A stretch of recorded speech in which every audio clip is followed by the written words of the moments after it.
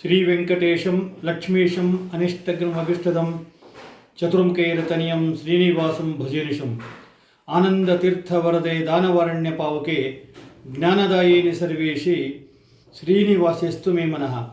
ಕೃಷ್ಣಾಯ ವಾಸುದೇವಾಯ ದೇವಕಿ ನಂದನಾಯ ಚ ನಂದ ಗೋಪಕುಮಾರಾಯ ಗೋವಿಂದಾಯ ನಮೋ ನಮಃ. ಆಚಾರ್ಯರ ಮಧ್ವ ಪರಂಪರೆಯಲ್ಲಿ ಬರುವ ಎಲ್ಲ ಇತಿ ಶ್ರೇಷ್ಠರಿಗೆ ದಾಸ ವರಣ್ಯರಿಗೆ ನಮ್ಮ ನಿಮ್ಮೆಲ್ಲರ ಮುಖಾಂತರ ಶಿರಸಾಷ್ಟಾಂಗ ನಮಸ್ಕಾರ ಸಲ್ಲಿಸ್ತಾ, ಶ್ರೀ ರಾಘವೇಂದ್ರ ಸ್ವಾಮಿಗಳ ಆರಾಧನಾ ಸೇವಾ ಸದ್ಭಕ್ತರೇ, ಹರಿದಾಸ ಬಂಧುಗಳೇ, ಇವತ್ತಿನ ನುಡಿ ಸ್ಮರಣೆ ನಮನ 391ನೇ ನುಡಿ ಸ್ಮರಣೆ ನಮನ. ಈ ಒಂದು ಭಾಗದಲ್ಲಿ ವರದೇಂದ್ರ ತೀರ್ಥ ಶ್ರೀಪಾದಂಗಳವರ ಆರಾಧನೆ ಕೂಡ ನಡೀತಾ ಇದೆ.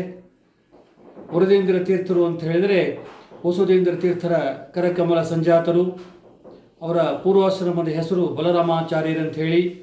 ಆಚಾರ್ಯರ ಮಧ್ವರ ನಂತರ 23ನೇ ಯತಿ ಶ್ರೇಷ್ಠರು ಅಂತ ಹೇಳಿದರೆ ವರದೇಂದ್ರ ತೀರ್ಥ ಶ್ರೀಪಾದಂಗಳವರು.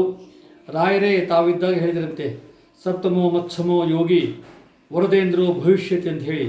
ನನ್ನ ನಂತರ 7ನೇ ಸ್ಥಾನದಲ್ಲಿ ಬರ್ತಕ್ಕಂಥ ಯತಿವರಣ್ಯರು ನನ್ನಷ್ಟೇ ಪ್ರಭಾವಿಗಳಾಗಿರ್ತಾರೆ.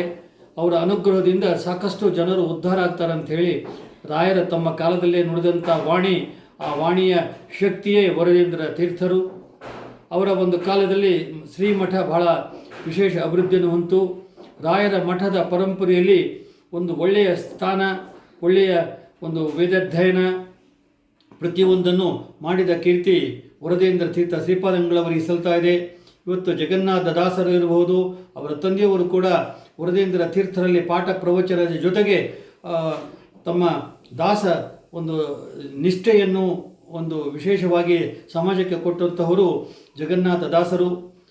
ಬಹುಶಃ ವರದೇಂದ್ರ ಶ್ರೀಪಾದಂಗಳವರಲ್ಲಿ ಸುಧಾ ಮಂಗಳ ಮಾಡಿದ ಕೀರ್ತಿ ಜಗನ್ನಾಥರಿಗೆ ಸಲ್ತಾ ಇದೆ. ಅಂಥ ಜಗನ್ನಾಥ ದಾಸರು ಆಚಾರ್ಯರಾಗಿದ್ದರೂ ಕೂಡ ಮುಂದೆ ಸಾಕ್ಷಾತ್ ಗೋಪಾಲದಾಸರ ವಿಶೇಷ ಅನುಗ್ರಹ ಪಡೆದು ದಾಸ ದೀಕ್ಷತೆಯನ್ನು ಪಡೆದು ಜಗನ್ನಾಥ ದಾಸರು ಆದರಂತ ಹೇಳಿ ನಾವು ಒಂದು ಇತಿಹಾಸವನ್ನು ಕಾಣ್ತಾ ಇದ್ದೇವೆ. ಅಂಥ ವರದೇಂದ್ರ ತೀರ್ಥ ಶ್ರೀಪಾದಂಗಳವರು ಪುಣೆಯಲ್ಲಿದ್ದಾಗ ರಾಮಶಾಸ್ತ್ರಿಗಳಂತ ಹೇಳಿ ಬಂಧದಲ್ಲಿ ಅವರನ್ನು ಸೋಲಿಸಿದಾಗ ಸಾಕ್ಷಾತ್ ಅವರು ರಾಮಶಾಸ್ತ್ರಿಗಳು ತಮ್ಮ ಅರಮನೆಯನ್ನೇ ಅವರಿಗೆ ಬಿಟ್ಟುಕೊಟ್ರಂತೆ. ಇವತ್ತಿಗೆ ಮೂಲ ವೃಂದಾವನ ಅರಮನೆಯಲ್ಲೇ ಇದೆ. ನೀವು ಪಂಡ್ರಾಪುರ ವಿಠ್ಠಲನ ಒಂದು ಸನ್ನಿಧಾನದಲ್ಲಿ ಅವರ ವಿಠ್ಠಲನ ಮೂರ್ತಿ ಯಾವ ರೀತಿ ಈ ಕಡೆ ಕಂಬಗಳ ನಡುವೆ ಇದೆ, ಅದೇ ರೀತಿ ವರದೇಂದ್ರ ತೀರ್ಥ ಶ್ರೀಪಾದಂಗರ ವೃಂದಾವನ ಕೂಡ ಅದೇ ನೋಡೋರಿಗೆ ಸಾಕ್ಷಾತ್ ವಿಠ್ಠಲನ ಸನ್ನಿಧಾನದಲ್ಲೇ ಇದ್ದಾರೆ ಅಂತಕ್ಕಂಥ ಭಾವನೆ ಬರ್ತದೆ. ಅಂಥ ಮೂಲ ವೃಂದಾವನ ಇರತಕ್ಕಂಥ ಸ್ಥಳ ಮಹಾರಾಷ್ಟ್ರದ ಪುಣೆ ನಗರ. ಅದರ ಜೊತೆಗೆ ಪ್ರಾಣೇಶದಾಸರ ಸ್ವಪ್ನದಲ್ಲಿ ಬಂದು ನಿಮ್ಮ ಬಣಿವೆಯಲ್ಲಿ ಕೂಡ ನಾನು ಒಂದು ರೂಪದಿಂದ ಇರ್ತೀನಿ ಅಂತ ಹೇಳಿದಾಗ ಆ ಬಣಿವೆಯಲ್ಲಿ ತೆಗೆಸಿ ನೋಡಿದಾಗ ಅಲ್ಲಿ ವೃಂದಾವನ ಸಿಗುತ್ತದೆ. ಆ ವೃಂದಾವನ ಮೃತ್ತಿಕ ವೃಂದಾವನ ಪ್ರತಿಷ್ಠಾಪನೆ ಮಾಡ್ತಾರೆ. ಹೀಗಾಗಿ ಲಿಂಗಸ್ಕೂರು ಅಂದ ಕೂಡಲೇ ಜನರ ತಲೆಯಲ್ಲಿ ಮೊಟ್ಟದಲ್ಲಿ ಬರೋದೇ ವರದೇಂದ್ರ ತೀರ್ಥರ ಸನ್ನಿಧಾನ. ಇವತ್ತಿಗೂ ವೈಭವದಿಂದ ಅಲ್ಲಿ ಕೂಡ 3 ದಿನ ಆರಾಧನೆ ಕೂಡ ಆಗ್ತಾ ಇದೆ. ಅತ್ಯಂತ ಗರ್ಭಗುಡಿ ಒಳಗೋಗಲಿಕ್ಕೆ ಬಹಳ ಸಣ್ಣ ಬಾಗಿಲಿದ್ದರೂ ಕೂಡ ಒಳಗೆ ಭವ್ಯವಾದ ವೃಂದಾವನ ಕೂಡ ನೋಡಬಹುದು. ಅಲ್ಲಿ ಏನು ಸೇವೆ ಮಾಡ್ತೀರಿ ಆ ಸೇವೆಗೆ ತಕ್ಕ ಫಲವನ್ನು ವರದೇಂದ್ರ ತೀರ್ಥ ಶ್ರೀಪಾದಂಗಳವರು ಲಿಂಗಸೂರಲ್ಲಿ ನೋಡ್ತಾ ಇರ್ತಾರೆ. ಯಾಕಂದರೆ ವರದೇಂದ್ರ ಸಾಹಿತ್ಯ ಮಂಡಳಿ ಅಂತ ಹೇಳಿ ಗೋರೆಬಾಳ ಹನುಮಂತರಾಯರು ಸ್ಥಾಪನೆ ಮಾಡಿರ್ತಕ್ಕಂಥ ಭವ್ಯ ದಾಸ ಸಾಹಿತ್ಯ ಎಲ್ಲ ಸಾಧಾರಣ 104 ಪುಸ್ತಕಗಳನ್ನು, ದಾಸ ಸಾಹಿತ್ಯದ ಪುಸ್ತಕಗಳನ್ನು ಪ್ರಕಟಣೆಗೊಂಡಿರ್ತಕ್ಕಂಥ ಭವ್ಯ ಕ್ಷೇತ್ರ ಲಿಂಗಸುಗೂರು. ಹೀಗಾಗಿ ಕುಪ್ಪೇರಾಯರ ಊರು ಕೂಡ ಲಿಂಗಸುಗೂರು, ಕಸಬಾ ಲಿಂಗಸುಗೂರು ಅಂತ ನಾವೇನು ಕರಿತೀವಿ ಅಂಥ ಒಂದು ಭಾಗದಲ್ಲಿ ನೋಡಬಹುದು. ಅದಾದ ನಂತರ ಅವರು ಧೀರೇಂದ್ರ ತೀರ್ಥರಿಗೆ ಸನ್ಯಾಸಾಶ್ರಮ ಕೊಡ್ತಾರೆ. ನಂತರ ಭುವನೇಂದ್ರ ತೀರ್ಥರು ಆ ಭವ್ಯ ಪರಂಪರೆ ಕೂಡ ಮುಂದುವರಿತಾ ಇದೆ. ಅಂದರೆ ಸತ್ಯಬೋಧ ತೀರ್ಥ ಶ್ರೀಪಾದಂಗಳವರ ಸಮಕಾಲೀನರು ಕೂಡ ವರದೇಂದ್ರ ತೀರ್ಥ ಶ್ರೀಪಾದಂಗಳವರು. ನಮಗೆ ಮಧ್ವಾಚಾರ್ಯರ ಪರಂಪರೆ ಬರುವ ಎಲ್ಲ ಯತಿಶ್ರೇಷ್ಠರು ಶ್ರೇಷ್ಠರೇ ಅಂತ ಸತ್ಯಾದಿರಾಜರ ಒಂದು ಆರಾಧನೆ ಕೂಡ ಬರ್ತಕ್ಕಂಥ ಭಾಗ ಇದೆ. ಜೊತೆಗೆ ಚಾತುರ್ಮಾಸ ಒಂದು ಪ್ರಾರಂಭವಾಗ್ತಕ್ಕಂಥ ಶುಭ ಘಳಿಗೆ ಕೂಡ ಈ ಒಂದು ಭಾಗದಲ್ಲಿ ಬರ್ತಾ ಇದೆ. ಸಾಧಾರಣ ಆಗಸ್ಟ್ 8ರಿಂದ ಅದು ಬಹುಶಃ ಚಾತುರ್ಮಾಸ ಪ್ರಾರಂಭವಾಗ್ತದೆ. ಅದಕ್ಕೂ ಮುಂಚೆ ಶಾಖಾ ವ್ರತ ಅಂದರೆ ಯಾವ ಕಾಯಿಪಲ್ಯಗಳು ಕೂಡ ಈ ಒಂದು ಭಾಗದಲ್ಲಿ ಬರುವುದಿಲ್ಲ.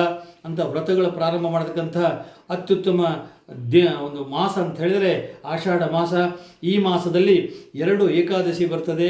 ಒಂದು ಪ್ರಥಮ ಏಕಾದಶಿ ಅಂತ ಹೇಳಿದರೆ ನಿಜವಾಗಲೂ ಸಾಕ್ಷಾತ್ ವಿಠ್ಠಲನಿಗೆ ಅತ್ಯಂತ ಪುಣ್ಯದಾಯಕವಾದಕ್ಕಂತಹ ದಿನ ಕೂಡ ಅನ್ಬೋದು. ಸಾಕ್ಷಾತ್ ಅಲ್ಲಿ ವೈಭವದಿಂದ ಪಂಡರಾಪುರ ವಿಠ್ಠಲನ ವೈಭವ ಕೂಡ ನೋಡ್ಬೋದು. ಆ ದಿನದಂದು ಎಲ್ಲ ಯತಿ ಶ್ರೇಷ್ಠರು ಏನಿದ್ದಾರೆ ಪ್ರತಿಯೊಬ್ಬರು ತಮ್ಮ ತಮ್ಮ ಮಠದ ಶಿಷ್ಯರಿಗೆ ಮುದ್ರಾಧಾರಣ ಮಾಡ್ತಕ್ಕಂತಹ ಕೆಲಸವನ್ನು ಎಲ್ಲ ಯತಿ ಶ್ರೇಷ್ಠರು ಮಾಡ್ತಾರೆ. ನಿಜವಾಗಲೂ ಆ ಮುದ್ರಾಧಾರಣ ಹಾಕ್ಸ್ಕೊಂಡ್ರೆ ಬಹಳ ಒಳ್ಳೆಯದು. ಕನಿಷ್ಠ ಪಕ್ಷ ಯಾರಿಗೆ ಹಾಕ್ಸ್ಗಳು ಆಗೋದಿಲ್ಲ ಅವರು ಇನ್ನೊಬ್ಬರಿಗೆ ಹಾಕೋದನ್ನು ನೋಡಿದ್ರು ಕೂಡ ಅಷ್ಟೇ ಪುಣ್ಯ ಬರ್ತದೆ. ಅಂತಹ ಯತಿ ಶ್ರೇಷ್ಠರ ದಾಸ ವರಣ್ಯರ ಒಂದು ಸ್ಮರಣೆ ಮಾಡ್ತಾ ಇಂಥ ಒಂದು ಭಾಗದಲ್ಲಿ ಪ್ರತಿಯೊಬ್ಬರು ಹತ್ತಿರ ಇರ್ತಕ್ಕಂಥ ಕಡೆ ಹೋಗಿ ಶ್ರೀಗಳವರಿಗೆ ಒಂದು ಸಾಷ್ಟಾಂಗ ಪ್ರಣಾಮ ಮಾಡಿ ಆ ಮುದ್ರಾ ಧಾರಣ ಎಲ್ಲರೂ ಧಾರಣೆ ಮಾಡಬೇಕು ಅಂತ ಕೇಳಿಕೊಳ್ತಾ, ಜೊತೆಗೆ ಏಕಾದಶಿ ಜಾಗರಣ ಕೂಡ ವೈಭವದಿಂದ ನಡೀತದೆ. ಎಷ್ಟೋ ದೇವಸ್ಥಾನಗಳಲ್ಲಿ ಮಠಗಳಲ್ಲಿ ಭಾಗವತ ಸಾರೋದ್ಧಾರ ಕೂಡ, ಭಾಗವತ ಪ್ರವಚನ ಕೂಡ ವಿವಿಧ ಪಂಡಿತರಿಂದ ಕೂಡ ನಡೀತಕ್ಕಂಥದ್ದು ನಾವು ನೋಡ್ತಾ ಇದ್ದೀವಿ. ಬೆಳೆ ತನಕ ಜಾಗರಣೆ ಕೂಡ ನೋಡ್ತಾ ಇದ್ದೀವಿ. ಅಂಥ ಒಂದು ಕಾಲದಲ್ಲಿ ವಿಶೇಷವಾಗಿ ನಡೀತಕ್ಕಂಥ ಎಲ್ಲ ಚಾತುರ್ಮಾಸ ಅದರಲ್ಲಿ ಕೂಡ ವ್ರತಗಳನ್ನು ಆದಷ್ಟು ಎಲ್ಲರೂ ಮಾಡಿ ಅಂತ ಹೇಳ್ತಾ, ಈ ಒಂದು ಪರ್ವ ಕಾಲ ಏನಿದೆ, ಆಷಾಢ ಮಾಸ ಏನಿದೆ, ಅದು ಎಲ್ಲರಿಗೂ ಶುಭ ಉಂಟು ಮಾಡಲಿ ಅಂತ ಹೇಳ್ತಾ, ಈ ಇವತ್ತಿನ ನುಡಿಸ್ಮರಣೆ ಕೇಳಿದ ಪ್ರತಿಯೊಬ್ಬರ ಮನಗಳಲ್ಲಿ ಶುಭದಾಯಕವಾಗಲಿ, ಶುಭ ಕಾರ್ಯಗಳು ನಡೆಯಲಿ ಅಂತ ಹೇಳ್ತಾ ಎಲ್ಲರಿಗೂ ಅಭಿನಂದನೆಗಳು, ಅಭಿವಂದನೆಗಳು.